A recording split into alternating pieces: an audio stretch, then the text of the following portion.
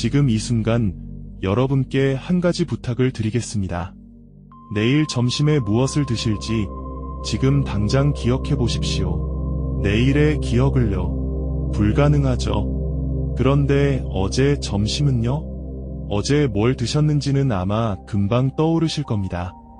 이 단순한 차이, 이 너무도 당연해 보이는 차이가 사실은 물리학에서 가장 깊은 미스터리 중 하나입니다. 뉴턴의 운동 방정식을 시간 거꾸로 돌려도 성립합니다. 맥스웰의 전자기 방정식도, 심지어 슈레딩거의 양자역학 방정식도 시간 역전에 대해 무감각합니다. 물리의 기본 법칙들은 과거와 미래를 구분하지 않습니다. 그런데 우리의 뇌는 오직 한 방향의 시간만 기억하는 걸까요? 오늘 우리는 그 이유를 찾아갑니다. 그리고 그 답이 여러분의 뇌 안에 있는 것이 아니라 138억 년 전 우주가 탄생하던 순간에 이미 새겨져 있었다는 사실을 발견하게 될 것입니다. 먼저 물리학자는 기억을 어떻게 정의하는지부터 이야기해야 합니다. 이탈리아의 이론물리학자 카를로 로벨리는 2022년 학술지 엔트로피에 발표한 논문 메모리와 엔트로피에서 기억에 대한 매우 독창적인 정의를 제시했습니다. 모래 위의 발자국, 달 표면의 충돌 크레이터, 사진 속 우리의 모습, 그리고 뇌 속의 시냅스 연결. 로벨리는 이 모든 것을 동일한 종류의 물리 현상으로 봤습니다. 기억이란 단순히 뇌 속에 있는 것이 아니라 현재의 세계 배치 속에서 과거의 특정 사건을 증언하는 모든 흔적이라는 것입니다. 로벨리는 이 기억의 물리적 본질을 설명하기 위해 아주 우아한 사고 실험을 도입했습니다. 방 안에 두 종류의 물체가 있다고 상상해 보십시오. 하나는 빠르게 움직이는 공들의 집합, 다른 하나는 천장에 매달린 진자들의 집합입니다.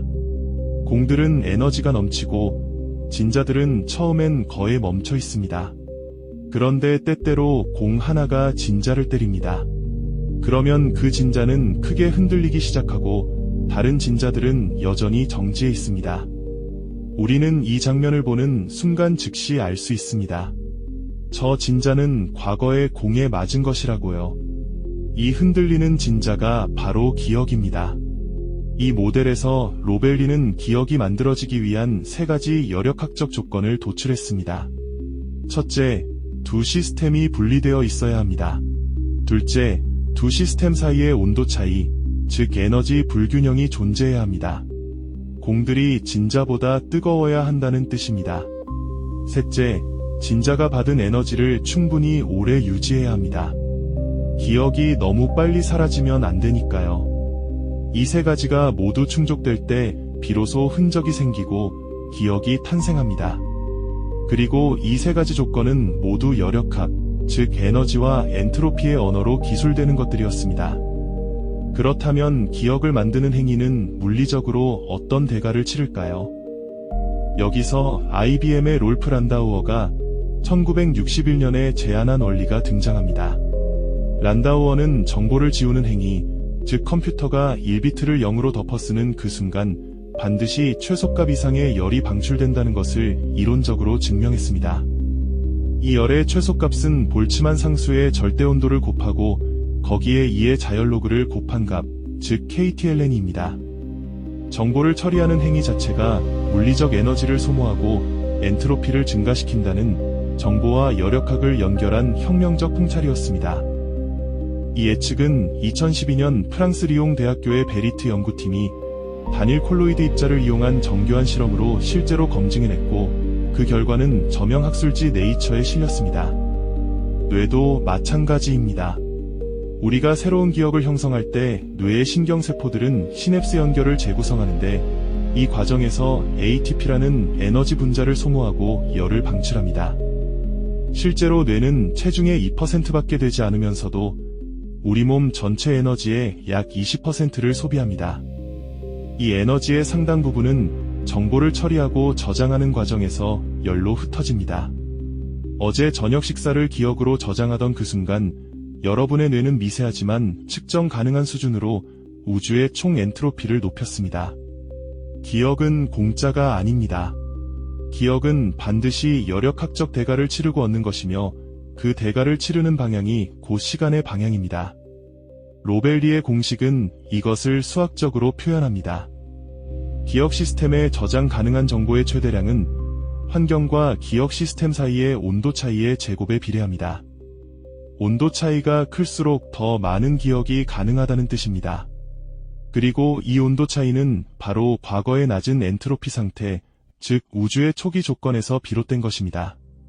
우주가 극도로 낮은 엔트로피 상태에서 시작하지 않았다면, 처음부터 모든 것이 균형 잡힌 고요한 죽음 속에 있었다면 기억이라는 현상 자체가 존재할 수 없었습니다. 그렇다면 살아있는 인간의 뇌에서 이 여력학적 시간의 화살은 실제로 측정될 수 있을까요? 2024년 옥스퍼드 대학교의 모르텐 크링엘바흐, 부에노스아이레스 대학교의 요나탄 산즈펄, 그리고 바르셀로나 폼페오 파브라 대학교의 구스타보 데코 연구팀이 흥미로운 프레임워크를 제시했습니다.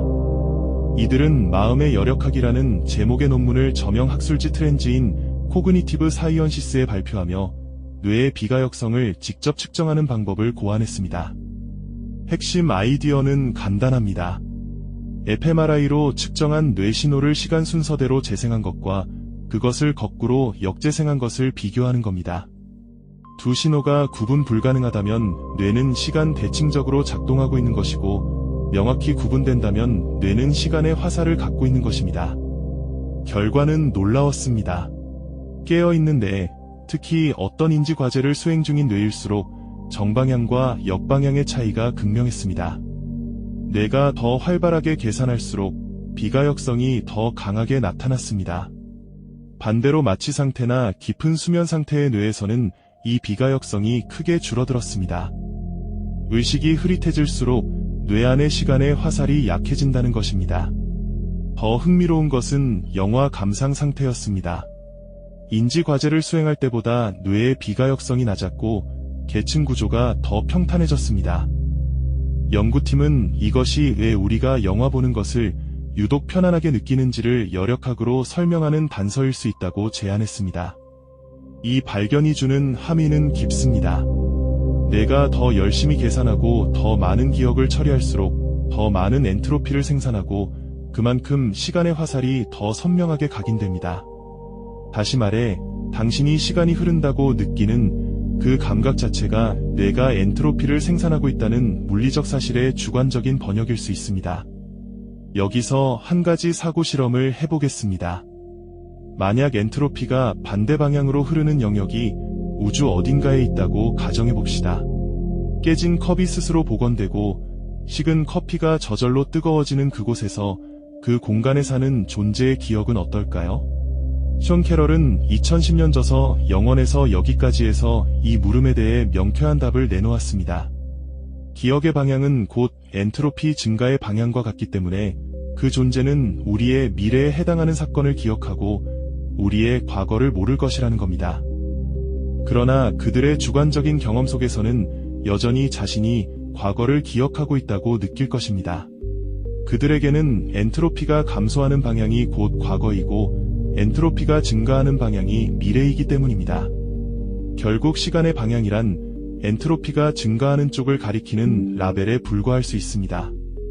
로벨리의 수식으로 돌아와 보면 기억에 저장 가능한 정보의 최대량은 환경과 기억 시스템 사이의 온도 차이에 의해 결정됩니다. 우주가 빅뱅이라는 극도로 낮은 엔트로피 상태에서 시작했다는 것, 그것은 우주 전체의 온도 구조에 거대한 불균형을 만들었고 그 불균형이 지금 이 순간 우리의 뇌가 기억을 만들어낼 수 있는 에너지의 원천이 되었습니다. 빅뱅은 단순히 시간의 시작이 아니었습니다. 빅뱅은 기억이라는 현상이 우주 안에 존재할 수 있게 해준 여력학적 선물이었습니다. 이제 지금까지의 이야기를 하나로 묶어봅니다. 우리가 과거를 기억하고 미래를 모르는 것은 뇌의 어떤 심리적 특성 때문이 아닙니다. 그것은 물리법칙, 정확히는 여력학제 이 법칙이 뇌라는 물질 위에서 작동한 결과입니다. 기억이 만들어지려면 시스템의 분리가 필요하고 온도 차이가 필요하고 그 흔적이 충분히 오래 유지되어야 합니다. 이 세 조건은 모두 우주의 초기 낮은 엔트로피 상태, 즉 빅뱅에서 흘러내려온 것입니다. 기억을 쓰는 행위는 반드시 열을 방출하며 그 열이 엔트로피를 높이고 그 방향이 시간의 방향입니다. 뇌가 더 활발히 작동할수록 비가역성이 강해지고 시간의 흐름이 더욱 선명하게 느껴집니다. 깊은 수면이나 마취 상태에서 시간이 없어지는 것처럼 느껴지는 이유도 바로 여기에 있습니다. 엔트로피 생산이 줄어들면서 뇌 안의 시간의 화살이 희미해지기 때문입니다. 어제를 기억할 수 있다는 것, 그 평범하고 당연한 사실의 밑바닥에는 138억 년 전 우주가 믿을 수 없이 낮은 엔트로피 상태로 탄생했다는 거대한 사건이 자리하고 있었습니다. 우주의 탄생 조건이 곧 당신의 기억을 가능하게 한 조건이었습니다. 내일은 세 개의 화살에 대해 이야기하겠습니다. 여력학적 화살, 우주론적 화살, 그리고 오늘 살펴본 심리적 화살. 이 세 개는 정말 항상 같은 방향을 가리킬까요? 스티븐 호킹은 한때 그렇지 않을 수 있다고 주장했습니다. 우주가 수축하기 시작하면 시간이 역전된다고요. 그리고 그는 이 주장을 스스로 철회했습니다. 왜 그랬을까요? 본 영상이 유익하셨다면 구독과 좋아요는 다음 영상 제작에 큰 힘이 됩니다.